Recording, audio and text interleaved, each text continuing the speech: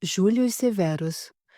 Július conversava longamente em casa de seu primo Flamínio Severus, a respeito de seu filho e do triste episódio ocorrido em sua família.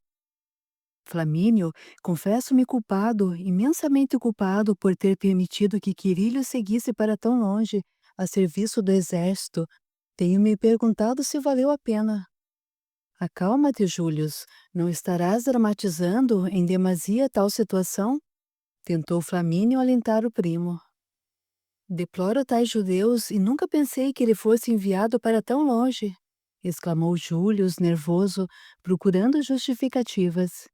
Imaginas, Flamínio, que um judeu, um certo Galileu, um profeta do povo, modificou totalmente a cabeça de meu filho a ponto de renegar nossos deuses. Quirilius? Exclamou assustado Flamínio. Um reles crucificado, esse tal Jesus de Nazaré, que ele tem me chamar de Messias, como os judeus, fez de meu filho seu seguidor. Repete esse nome, Július, faz-me lembrar algo. Jesus, Jesus de Nazaré. Por quê? Flamínio recordou-se de antiga mensagem de Lentulus que ele havia recebido e lido no Senado, referindo-se a Jesus. O amigo senador rogou-lhe que, depois de lida, remetesse a mensagem ao imperador. Espera, pediu-lhe Flamínio. O nobre magistrado voltou a cabo de instantes, trazendo um rolo de pergaminho. Encontrei-a, disse jubiloso. O que encontraste, Flamínio? Július, aqui está. É a mensagem de Públio Lentulus. Achei-a tão interessante que, antes de remetê-la ao imperador com o selo do senador Públio, fiz uma cópia para minha apreciação. Mas o que vem a ser isto, Flamínio? Estou angustiado pela situação de Quirilius e discussões entre mim e Lucínia. Venho justamente recorrer a ti e me vens com cartas dessa tenebrosa Jerusalém. Ah, como deploro tudo isto! Explodiu Severus, vermelho de contrariedade. Calma, aquieta-te, Július. Estás a ponto de sofrer um desmaio. Vejamos o que Públio diz desse homem, desse Jesus de Nazaré, para melhor agirmos no caso de Quirilius. Teu amigo, o senador Lentulus, aquele que foi para a Judéia, escreveu-te sobre este homem? Perguntou mais calmo Július. Sim, queres que leia agora? Está bem, estou a explodir. Perdoa-me, caro Flamínio. Mais calmo, Július consentiu. Leme, deves ter razão. Vejamos a mensagem do senador. Flamínio sentou-se para ler a longa missiva que havia recebido há mais de 2 anos de Públio Lentulus, seu grande amigo que residia na Judéia e que o considerava como um pai. Eis a mensagem de Públio Lentulus.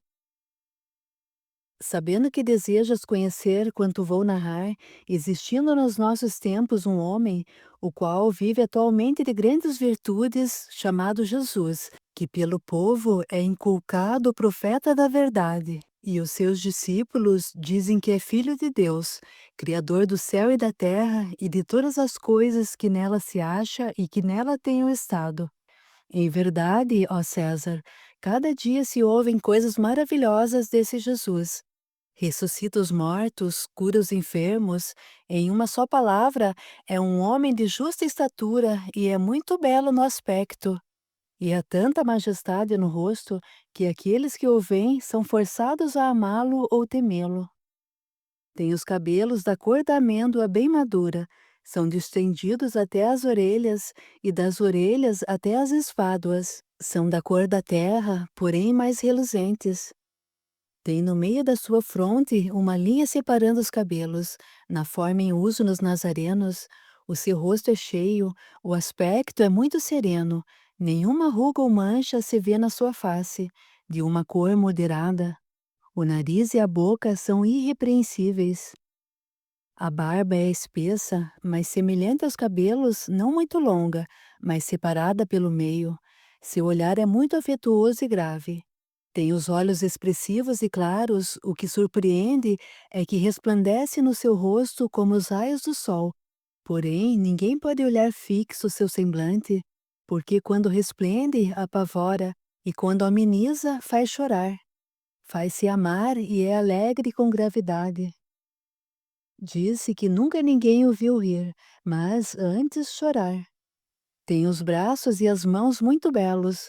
Na sua palestra, contenta muito, mas o faz raramente, e quando dele se aproxima, verifica-se que é muito modesto na presença e na pessoa. É o mais belo homem que se possa imaginar, muito semelhante à sua mãe, a qual é de uma rara beleza, não se tendo jamais visto por essas partes uma mulher tão bela. Porém, se a majestade tua, ó César, deseja vê-lo, como no aviso passado escreveste, dá-me ordens que não faltarei de mandá-lo o mais depressa possível. De letras, faz-se admirar de toda a cidade de Jerusalém. Ele sabe todas as ciências e nunca estudou nada. Ele caminha descalço e sem coisa alguma na cabeça. Muitos se riem, vendo-o assim, porém, em sua presença, falando com ele, tremem e admiram. Dizem que tal homem nunca fora ouvido por essas partes. Em verdade, segundo me dizem os hebreus, não se ouviram jamais tais conselhos de grande doutrina como ensina esse Jesus. Muitos judeus o têm como divino, e muitos me querelam, afirmando que é contra a lei de tua majestade. Eu sou grandemente molestado por esses malignos hebreus. Disse que este Jesus nunca fez mal a quem quer que seja, mas, ao contrário, aqueles que o conhecem e com ele têm praticado, afirmam ter dele recebido grandes benefícios e saúde. À tua obediência estou prontíssimo, aquilo que tua majestade ordenar ser cumprido. Vale da majestade tua, fidelíssimo e obrigadíssimo, Públio Lentulus, presidente da Judéia. Lindisione Settima Luna Seconda. Nota: este documento foi encontrado no arquivo do Duque de Cesadini, em Roma. Essa carta, onde se faz o retrato físico e moral de Jesus, foi mandada de Jerusalém ao imperador Tibério César, em Roma, ao tempo de Jesus. Flamínio terminou a leitura da mensagem. Os dois estavam emocionados com a descrição fiel do ilustre senador sobre aquele Jesus a quem Júlio temia e acusava injustamente. Vê, meu caro primo, nada tens a temer desse Jesus. Segundo Públio, creio nem em vida e nem em morte, uma vez que nós, romanos, o matamos quando consentimos na nomeação do bárbaro Pôncio como procurador da Judéia. Referindo-se ao bárbaro, quanto trabalho nos deu. Sabes da última decisão de seu exílio? Como não, Flamínio? Pilatos recebeu muitas humilhações. É um homem derrotado, exclamou Július, balançando a cabeça, pela tragédia que caiu sobre o arrogante procônsul da Judéia. Quando regressei para Roma, ele chegava às galhas. Como não saber? Só não fiquei, porque Lucínia requisitava minha presença para as exéquias de meu sogro. Július, creio que não te deves preocupar tanto com Quirilius. Suas decisões até hoje foram coroadas de bom senso e logo que passar essa etapa de sua vida, tudo voltará ao normal. Porém, não é tudo ainda, Flamínio. Quirilius uniu-se a uma escrava judia. Jamais pensei em sofrer tantas humilhações de uma só vez. Flamínio sorriu descontraído. Július, meu caro, isso é muito comum entre militares distantes da pátria. Não te preocupes, são coisas de rapaz. Verás que tudo isso passará. Quirilius é homem culto e deve tratar-se de ligação passageira, apenas distrações de patrícios. A pouca importância que Flamínio atribuía ao caso de Cornélius fazia com que tudo se tornasse insignificante. Agradeço-te, nobre Flamínio. Tuas palavras, de certo modo, me reanimam. Sei como são fogosos estes moços. Seguirei teu conselho e queiram os deuses que tua experiência com os jovens esteja certa. Depois, os dois homens passaram a comentar as futilidades que invadiam o império, saboreando frutas frescas e vinho que um escravo ricamente vestido lhes servia. Era tarde quando Júlio retornou ao lar, deixando o nobre romano saudoso de seus amigos na distante Judéia. A leitura da mensagem no senador Lentulus, no entanto, deixara Flamínio pensativo nos problemas que seus amigos enfrentavam naquele mundo inóspito e distante. Lucínia e a cruz. Lucínia estava inconformada diante do imprevisto fato que acontecera após a morte de Petrônio. O pai era seu único conselheiro e agora a nobre dama sentia mais só do que nunca. Lacrimosa várias vezes contemplou o objeto ofertado por Quirilius como lembrança, antes de sua partida. Aquela pequenina cruz de madeira falava dos ideais de seu filho. Aconchegou a cruz ao peito como se abraçasse o filho querido. Aquele pedaço de madeira talhada por ele dava-lhe enorme sensação de paz. Aos poucos, habituou-se a procurar a cruz para falar com Quirilius e, quiçá, sentir o amor daquele Jesus crucificado, como seu filho lhe havia dito. Ele, como ninguém, soubera exemplificar o perdão. Entre ela e aquele objeto estabelecera-se magnética ligação. Começava também a amar, no fundo de seu coração, aquele Jesus amoroso e sábio que seu filho tanto venerava, a ponto de oferecer-lhe sua vida. Devia ter sido mesmo um homem extraordinário. Cesareia. A viagem de Cornélios à capital do mundo, além de rever os familiares, tinha como escopo demitir-se do exército. Porém, os últimos episódios em Roma deixaram-no profundamente abatido, precisava refazer-se espiritualmente. Meses depois, chegou a notícia da inesperada morte do imperador, ocorrida na ilha de Capri em março. Corria o ano 37. Com a morte de Tibério, seus laços com o exército estavam se tornando muito frágeis. Assumiu o império Caio César, ou Calígula, apelido do novo imperador porque usava uma botinha calçado militar, entre parênteses Caliga. Nota: Caio César reinou de 37 a 41 d.C. Era filho de um sobrinho adotado por Tibério, dando continuidade ao principado romano. Cornélios adivinhava que duros momentos ameaçavam sua posição. Marcelo assumia a procuradoria da Judéia depois do desterro de Pôncio. Muitas mudanças deveriam acontecer, pois o jovem e inexperiente imperador era arrogante e tinha ideias sanguinárias. O incrível aglomerado de gente na Judéia tornava o serviço militar muito complexo. Dentre algumas regalias que surpreenderam o centurião, uma era sua mudança para Cesareia. Fora destacado pelo exército para importante missão na cidade à beira-mar para guardar a costa do Mediterrâneo, onde aportava embarcações com ilustres navegantes de Cipros, Gália, Cilícia, Alexandria e Roma. O exército necessitava de homem culturalmente capacitado para zelar pelos interesses do império na região. Coube a Cornélios examinar a entrada e saída de embarcações e manter a ordem nos portos. O trabalho requisitava constantes suprimentos às milícias e novas infantarias. Em poucos meses, o centurião mudou-se para Cesareia, cidade à beira-mar da Palestina. Calígula, o novo imperador, não tardou em mostrar sua personalidade esquizofrênica. As notícias que chegavam não eram nada alvissareiras. Roma conhecia agora sua crueldade através de caros tributos, além de suas esquisitices e manias teocráticas. Qualquer deslize era punido com a morte. Essas informações chegavam à Palestina um tanto atrasadas. Durante a ausência de Cornélios, muitas mudanças aconteceram em Jerusalém.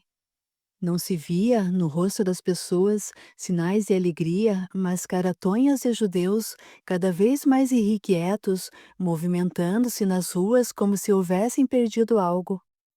Trágicos acontecimentos sobrevieram com a perseguição aos discípulos de Jesus, chefiada por Saulo de Tarso. A família de Benjamur ficara isenta, mas havia sofrido muito com a captura de algumas pessoas a eles ligadas e queridos amigos foram obrigados a fugirem de Jerusalém. Aquelas péssimas notícias fizeram com que Cornélio se recordasse das palavras proféticas do mestre. O mestre alertou que todo aquele que o seguisse e falasse por amor a seu nome seria perseguido. Fato extraordinário é que temos notícias de que seu amor transformou o mais ferrenho perseguidor em seguidor de seus ensinamentos, disse um sobrinho de Benjamur, referindo-se ao rabino Saulo de Tarso. Cornélios, feliz, ouviu alguns pormenores da conversão do inflexível perseguidor. Graças a Deus, deste ficamos livres, exclamou alguém no salão. E Davi, onde está ele? Perguntou Cornélios a Abidiel. Davi deixou a guarda do templo, tornou-se trabalhador da comunidade dos seguidores de Jesus. Ele não teme a perseguição? Perguntou apreensivo, olhando Abigail. Sim, temos medo, muito medo, mas os apóstolos de Jesus dizem que não precisamos temer, porque Jesus de Nazaré estará sempre auxiliando a todos que sofrerem perseguições por ele. Cornélios, voltando-se para a esposa, perguntou-lhe enquanto se afastavam do salão: Abigail, estás disposta a seguir-me para Cesareia? Claro, Quirilius. Já não foram suficientes 2 longos anos de ausência? Ah, meu querido, não quero mais ficar longe de ti. E, num canto da casa, os dois conversavam. Cesareia será a sede de nosso comando e nosso acampamento ficará em Jope. O centurião passou o braço ao redor da cintura da esposa e explicou-lhe: Acredito que lá permaneceremos por algum tempo. Assim que tiver arrumado moradia, virei buscar-te. Muito serviço nos aguarda naquela região. Terei pouco tempo para ti, Abigail. Mesmo assim, estás disposta a acompanhar-me? Sim, Quirilius, onde fores, aí eu estarei. Não sabes como senti tua falta? Esse tempo pareceu-me uma eternidade. Nunca mais quero me separar de ti. Pensas que também não senti tua ausência? Cornélios começou a narrar para a esposa a última entrevista com a família, os insultos recebidos por parte do pai e irmão por causa de Jesus de Nazaré. Imaginas, Abigail, consideram-me demente. Abigail compadeceu-se dos maus tratos morais a que se submetera o companheiro por amor a Jesus e, desejando alentá-lo, recordou-lhe o significativo exemplo da cruz. Ainda há pouco disseste que deveríamos sofrer por amor a ele, Quirilius. O centurião balançou a cabeça, justificando-se em seguida. Não me senti ofendido, Abigail, apenas impotente para fazê-los enxergar aquilo que meus olhos presenciaram. Não os lastimo. Levarão tempo para compreenderem que Jesus é o caminho, a verdade e a vida. O casal recordou alguns ensinamentos do Mestre que inundaram seus corações de suave paz. A consolação.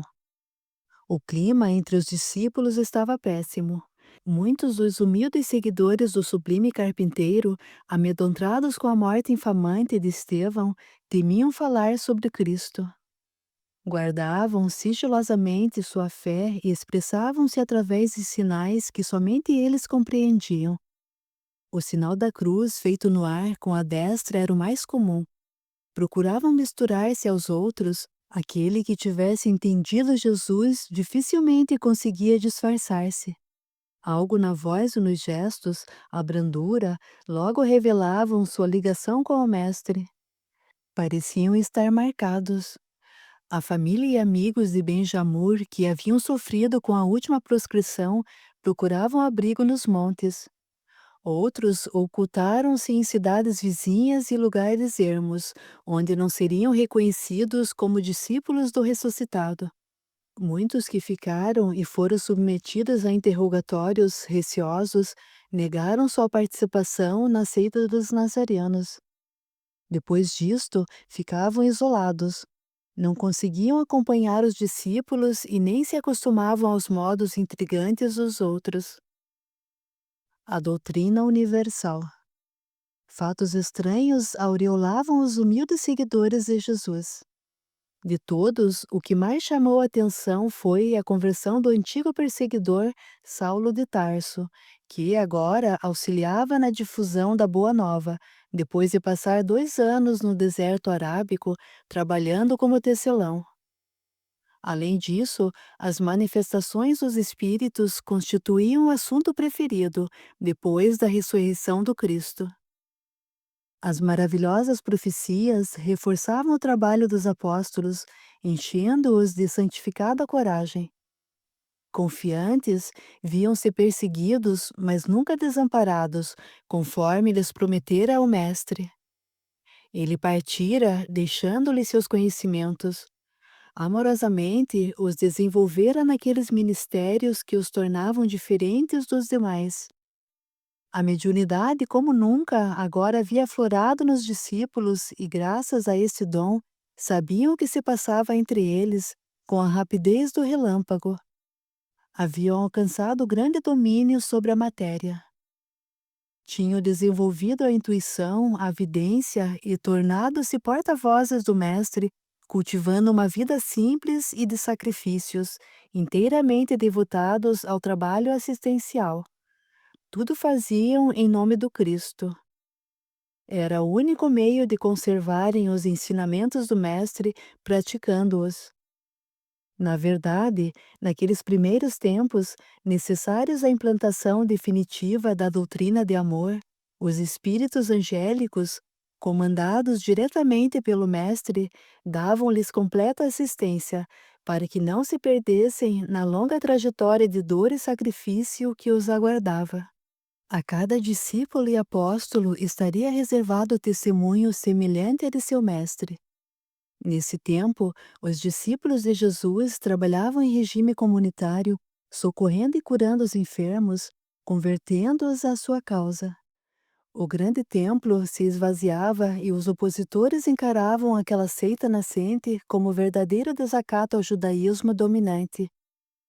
Saulo de Tarso, transformado em defensor do filho do carpinteiro, defrontava agora o rigor da lei de Moisés.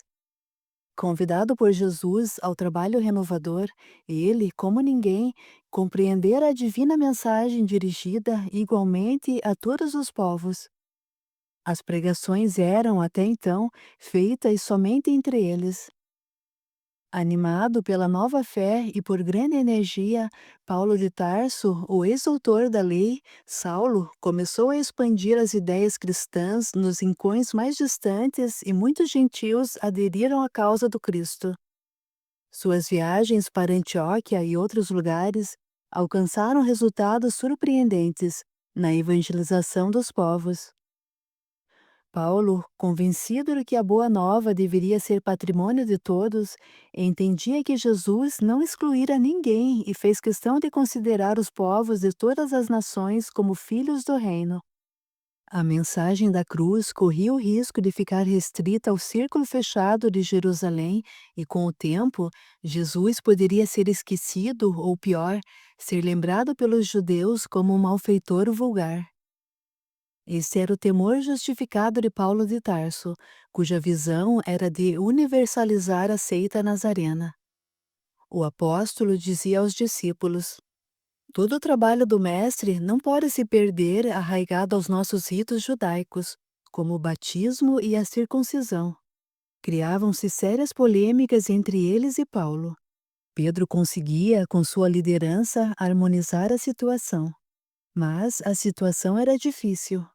Forte corrente chefiada por Tiago opunha-se às ideias de Paulo. Paulo, convertido às ideias da Boa Nova, sem dúvida, foi o apóstolo escolhido por Jesus para corrigir as falhas da igreja nascente e divulgar sua mensagem. Certo de que o Evangelho de Jesus destinava-se a todos os povos, ele mesmo não hesitou, instante sequer, a embrenhar-se pelos desertos, trabalhando em seu tear à procura das ovelhas desgarradas da casa de Israel. Incompreendido, o novo apóstolo enfrentou uma luta gigante para que o Evangelho de Jesus saísse das portas fechadas de Jerusalém rumo à humanidade. Para que a mensagem da cruz chegasse a todas as nações, o Mestre contou com o trabalho incansável daqueles primeiros missionários. A sua magistral obra não podia falhar. Cornélios Médium. Inesperadamente morre Calígula. Significativas mudanças acontecem na vida do militar em Cesareia. Assumia os destinos de Roma, Cláudio, o novo imperador proclamado pelos pretorianos. Nota: Cláudio imperou de 41 a 54 d.C.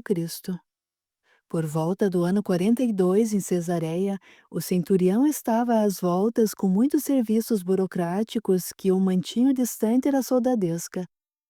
Seu antigo trabalho era exercido por um subordinado, enquanto ele assumia uma série de importantes fiscalizações exigidas pelo representante do império. Além disso, era responsável pela situação de libertos e foragidos. Dessa forma, Cornélios acumulou duas importantes funções no exército, cargos que aumentavam seu poder de atuação e lhe ofereciam algumas regalias. No porto, era grande a movimentação dos centuriões e dos soldados. As viagens que eles empreendiam pela orla marítima, fiscalizando portos, eram estafantes e requeriam revezamento constante de suprimentos. Cornélios, procurando seguir as pegadas do Nazareno, à moda de seus discípulos, fazia distribuição de alimentos aqui e acolá, ofertava esmolas, auxiliava a comunidade como podia, dentro dos padrões do grande prestígio que gozava como funcionário burocrático e militar do império. Estimado por seus colegas e subordinados, Cornélios não perdia oportunidade em falar no Evangelho do Mestre. Felizmente, cessaram as perseguições assintosas, embora persistissem as intransigências judaicas quanto aos adeptos da nova fé. Sua postura militar favorecia o desenvolvimento da mensagem de Jesus. Muitos militares foram convertidos e alguns nobres tribunos tiveram, através dele, seu primeiro contato com as ideias cristãs. Sua espontânea generosidade tornaram-no estimado tanto por seus soldados quanto pelos judeus que havia beneficiado. Cornélios não perdia seu tempo. Rapidamente ficou conhecido como centurião de Jesus. Representando a lei imperial, as perseguições não o atingiam, ao contrário, ele as suavizava. Certo dia, Cornélios descansava em sua casa após a refeição e, depois de breve cochilo, acordou. Generoso, temente a Deus, nota, nome que os judeus designavam os pagãos que, sem serem circuncisados, adoravam o verdadeiro Deus e praticavam certos costumes judaicos. Após fervorosa oração, lembrou-se da última passagem do Mestre. Apesar dos anos, ele não esquecia do rosto belo e sereno de Jesus quando ele dirigiu a palavra pela primeira vez, instante sublime que mudou seu destino. O ambiente de sua casa era calmo. Naquele estado contemplativo, percebeu algo diferente, como se alguém muito especial estivesse ali com ele, ouvindo suas orações. Uma nebulosa se formou e um varão, vestido de branco, se postou à sua frente. Suas vestes resplandeciam, iluminando o aposento. O ar parecia ter parado. O silêncio era total, como se nada mais existisse. Cornélios ouviu nitidamente uma voz. Cornélios! Seu coração parecia sair do peito e batia incontrolável. O pobre homem caiu de joelhos, sem saber o que realmente se sucedia. Grande comoção apossava-se de sua alma. A voz tornou a chamá-lo. Cornélios? O centurião agora não duvidava mais. Era um enviado do mestre. Sua voz confundia-se com a do próprio Senhor, tão melodiosa e inesquecível. Emocionado, sua voz saiu rouco. Que há, Senhor? Aquele espírito só podia ser um enviado do mestre amado, ou seria o mestre. O espírito respondeu-lhe: tuas orações e tuas doações subiram à presença de Deus como uma oferta de lembrança. Nota: oração que sobe a Deus, expressão judaica. Envia agora homens a Jope e manda chamar Simão, cujo sobrenome é Pedro. Ele está hospedado em casa de outro Simão, curtidor de peles, e sua casa fica junto ao mar. Ele te dirá o que te convém fazer. Dizendo isto, o espírito desapareceu. Deslumbrado, Cornélios levantou-se e pensou consigo mesmo: Obrigado, Senhor, cumprirei o que me pediste. Cheio de alegria, agradeceu aquela honrosa orientação e comentou com Abigail. Deveria cumprir a ordem. Mandaria seus homens procurarem aquele Simão por sobrenome Pedro. Chamou 2 de seus domésticos e um de seus soldados, a fim com suas ideias, tementes a Deus, de total confiança. Transmitiu-lhes a ordem espiritual. Partiriam na manhã imediata. Tendes uma missão importante a desempenhar. Ireis a Jope procurar um homem chamado Simão Pedro. Este Simão está hospedado na casa de outro Simão, que é curtidor de peles. Procurai nas casas que ficam próximas ao mar, até o encontrardes. Ao encontrá-lo, dizei-lhe que o centurião Cornélios deseja falar-lhe por ordem de um bom espírito. Antes de despachar seus homens, recomendou-lhes: Não comuniqueis esse fato a ninguém, somente à pessoa interessada. No dia seguinte, o soldado e os domésticos partiram, levando o recado de seu senhor, a quem devotavam imenso respeito. Era perto do meio-dia quando, em Jope, o pequeno grupo aproximava-se de seu destino. Procurando aqui e ali, não demoraram a encontrar a casa do conhecido curtidor de peles à beira-mar. Simão Pedro. Enquanto os homens e Cornélio se aproximavam da casa, perto da hora sexta, nota, por volta das 12 horas, acontecia fato singular com Pedro, o apóstolo de Jesus. A virtude mediúnica de Pedro era conhecida por todos que sempre recebiam sua palavra de conforto e esperança. Depois da partida do Mestre, o apóstolo sentia que seus dons estavam mais desenvolvidos e, frequentemente, entrava em êxtase. Simão Pedro subiu ao terraço da casa para fazer suas orações antes da refeição. Depois de muito orar, sentiu fome, mas antes de descer para se alimentar, entrou em êxtase e teve uma estranha visão. O céu estava claro e ele não teve dúvidas de que seria mais uma das manifestações dos espíritos, já acostumado com aquela particularidade de sua mediunidade. Nota: o Espírito Santo de que se fala na Bíblia, para o povo hebreu, significava espírito puro ou iluminado. Viu o céu aberto e dele desceu algo semelhante a uma grande toalha, suspensa pelos 4 cantos. Nela havia todas as espécies de quadrúpedes, de répteis da terra e das aves do céu. Uma voz ordenou-lhe: Levanta-te, Pedro, mata e come. Espantado, Pedro respondeu à voz: Não, senhor, de modo algum, porque nunca como nada profano e impuro. A lei judaica não permitia aos judeus que se alimentassem de tais animais. Pela segunda vez, a voz falou: Ao que Deus purificou, não chames tu de profano. E depois repetiu por 2 vezes a mesma frase. Assim, Pedro ouviu a mesma frase por 3 vezes seguidas. Depois disso, a toalha se recolheu ao céu. Pedro ficou tentando compreender o significado daquela estranha visão. Entregava ao apóstolo a última frase repetida pelo Senhor 3 vezes. Ao que Deus purificou, não chames tu de profano. Parecia dizer-lhe: não deturpes o dom que há em ti. Nesse exato momento, os homens enviados por Cornélios aproximavam-se e, parados à porta da casa, perguntavam: Está aqui hospedado um homem chamado Simão, cujo sobrenome é Pedro? Enquanto isso, a visão de Pedro se apagara totalmente, mas aquele bom espírito ainda estava com ele. Ele já descia para fazer sua refeição quando ouviu o espírito lhe dizer: Aí estão 3 homens que te procuram. Vai recebê-los sem dúvida, porque fui eu quem os enviei. Pedro desceu rapidamente do terraço ao encontro dos homens que estavam parados à porta e se apresentou. Aqui me tendes, sou eu quem buscais. Por que viestes?